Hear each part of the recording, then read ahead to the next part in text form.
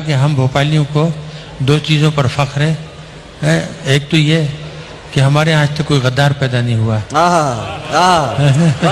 اور ہمیں اس پر بھی فخر ہے کہ ہمارے آج تک کوئی قادیانی پیدا نہیں ہوا.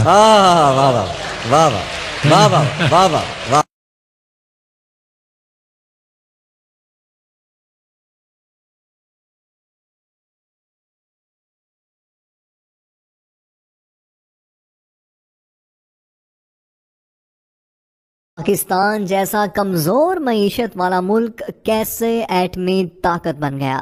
ڈاکٹر عبدالقدیر خان کس کی درخواست پر پاکستان آئے؟ آپ کی تنخواہ کتنی مقرر ہوئی اور پہلی تنخواہ کتنے عرصے بعد ملی؟ ایٹم بم کے خالق اور معروف پاکستانی سائنسدان ڈاکٹر عبدالقدیر خان ہندوستان کے شہر بھوپال میں ایک پشتون گھرانے میں پیدا ہوئے. آپ نے 15 برس تک یورپ کے اعلیٰ تعلیمی اداروں میں تعلیم حاصل کی. ہالینڈ سے ماسٹرز آف سائنس اور بیلجیم سے ڈاکٹریٹ آف انجینئرنگ کی اسناد حاصل کی. ڈاکٹر عبدالقدیر خان شادی سے پہلے تک جرمنی میں ہی مقیم تھے. آپ کی زوجہ کا تعلق ہالینڈ سے تھا، لہٰذا انہوں نے بھی ہالینڈ جانے کا فیصلہ کر لیا. ہالینڈ میں انہوں نے ڈیلف یونیورسٹی میں داخلہ لیا. یہاں یہ بات قابل ذکر ہے کہ ڈیلف یونیورسٹی میں ہالینڈ کے مقامی طلبہ کو بھی ڈگری حاصل کرنے کے لیے کئی سال تک تحقیق اور مشکل ترین مراحل سے گزرنا پڑتا ہے، مگر ڈاکٹر عبدالقدیر نے یہاں بھی اپنی بے مثال ذہانت کا لوہا منوایا اور 80% سے زیادہ نمبر حاصل کر کے ماسٹر آف انجینئرنگ کی ڈگری حاصل کی اور ریکارڈ قائم کر دیا.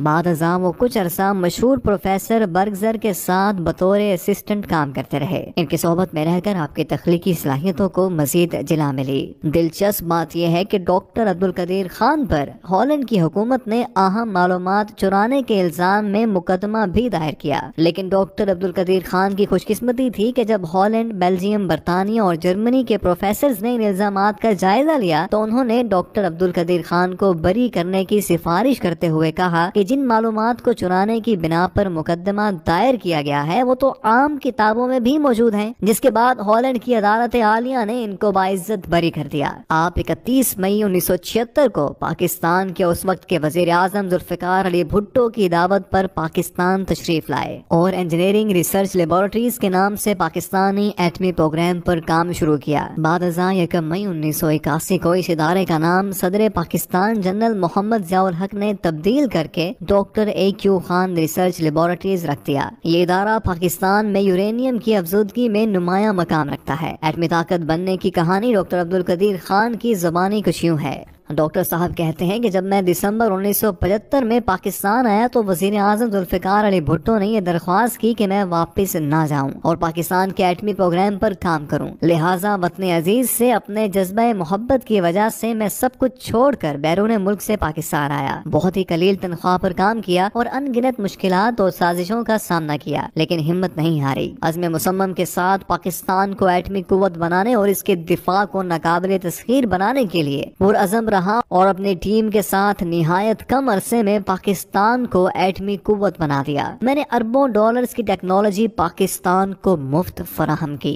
مجھے ایٹامک انرجی کمیشن میں مشیر لگا دیا گیا اور میری تنخواہ 3000 روپے مقرر کی گئی جو مجھے 6 ماہ بعد ملی. مختلف طرح کی رکاوٹوں کی اطلاع وزیر اعظم ذوالفقار علی بھٹو کو ہوئی تو بھٹو صاحب جو اس وقت لاہور میں تھے انہوں نے مجھے فوراً بلا لیا. میں نے حقائق سے آگاہ کیا تو کہنے لگے مجھے 2 دن دے دیں، میں حالات ٹھیک کر دوں گا. 2 دن بعد مجھے جنرل امتیاز کا فون آیا کہ شام 5 بجے آغا شاہی کے دفتر میں میٹنگ ہے. میں پہلی مرتبہ آغا شاہی غلام اسحاق خان اور AGN قاضی سے ملا. دوسرے دن پھر بلایا اور یہ کہا کہ میرے مشوروں کو قبول کر لیا گیا ہے، کل سے یہ پروگرام علیحدہ ہوگا اور میں اس کا سربراہ ہوں گا. پھر ٹھیک 2 دن بعد بھٹو صاحب نے میٹنگ بلا لی اور خوش آمدید کہنے کے بعد مجھ سے کہا کہ بتاؤ کیا چاہیے. میں نے کہا کہ فوج کی کور آف انجینئرز کی ایک ٹیم چاہیے. جنرل ضیاء الحق جو اس وقت آرمی چیف تھے اور میٹنگ میں شریک تھے انہوں نے کہا کہ وہ کام کر دیں گے. بعد ازاں جنرل ضیاء الحق نے جب اختیار سنبھالا تو اس کے 3 ماہ بعد ہی انہوں نے ایٹمی پروگرام کو اول ترجیح دینا شروع کر دی اور مہینے میں کم از کم 2 مرتبہ ضرور وہ اور جنرل ضامن نقوی مجھ سے تفصیلی ملاقات کرتے تھے. 1979 کے وسط میں مغربی ممالک کو ہمارے پروگرام کی بھنک پڑ گئی. جنرل ضیاء اور غلام اسحاق خان صاحب کو بڑی فکر ہوئی کہ سامان کی درآمد پر پابندی سے ہمارا پروگرام بند نہ ہو جائے، لیکن اتنا ضرور تھا کہ 1981 کے اواخر میں ہم نے بہت ترقی کر لی تھی اور ہمیں یقین تھا کہ ہم بہت جلد کامیابی حاصل کر لیں گے۔ ڈاکٹر قدیر خان نے یہ بھی لکھا ہے کہ جب کہوٹہ میں ریسرچ لیبارٹری زیر تعمیر تھی تو وہ سہالہ میں پائلٹ پروجیکٹ چلا رہے تھے۔ انہی ایام کی بات ہے کہ اس وقت کے فرانسیسی فرسٹ سیکرٹری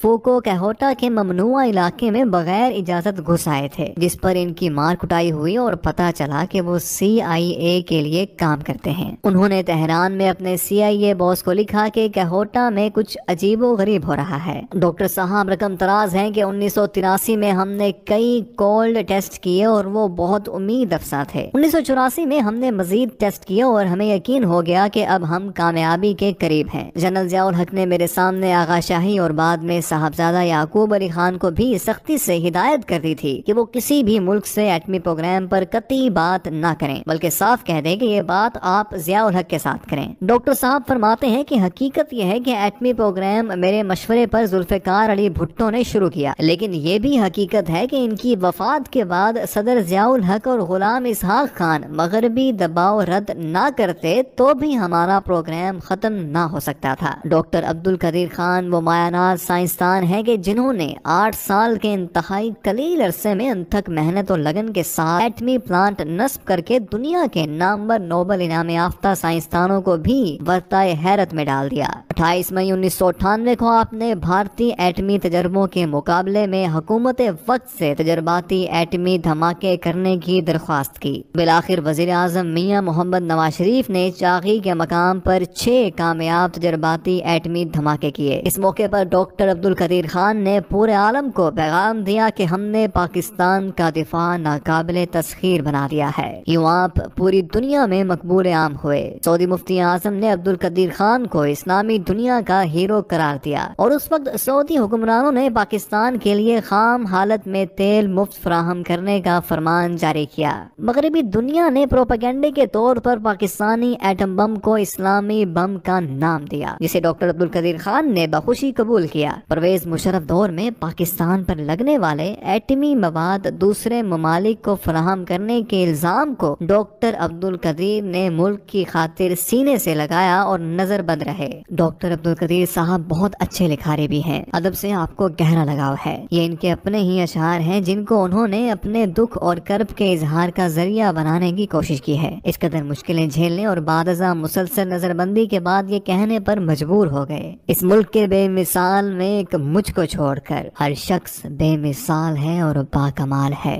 گزر تو خیر گئی ہے تیری حیات قدیر، ستم ظریف مگر کوفیوں میں گزری ہے۔ اگر یہ کہا جائے تو بے جانا ہوگا کہ قائد اعظم محمد علی جناح نے پاکستان بنایا اور ڈاکٹر عبد القدیر خان نے اس کا دفاع ناقابل تسخیر بنایا۔ گویا ایک بنانے والا اور دوسرا استحکام بخشنے والا ہے۔ 1993 میں کراچی یونیورسٹی نے ڈاکٹر عبد القدیر خان کو ڈاکٹر آف سائنس کی اعزازی سند سے نوازا۔ 14 اگست 1996 میں صدر فاروق لغاری نے ان کو پاکستان کا سب سے بڑا سول اعزاز نشان امتیاز دیا، جبکہ 1989 میں ہلال امتیاز کا تمغہ بھی ان کو عطا کیا گیا۔ آپ نے 150 سے زائد سائنسی تحقیقاتی مضامین بھی لکھے ہیں۔ ڈاکٹر عبد القدیر خان ایٹمی سائنسدان ہونے کے ساتھ ساتھ انتہائی رحم دل اور انسانیت کا دم بھرنے والے انسان ہیں۔ وہ انسانیت کی خدمت کے لیے بھرپور کردار ادا کرنے کا جذبہ رکھتے ہیں۔ ڈاکٹر عبد القدیر خان نے اسی جذبے کے تحت پاکستان کے دوسرے بڑے شہر لاہور میں ڈاکٹر AQ خان ہسپتال کے نام سے بنیاد رکھی ہے۔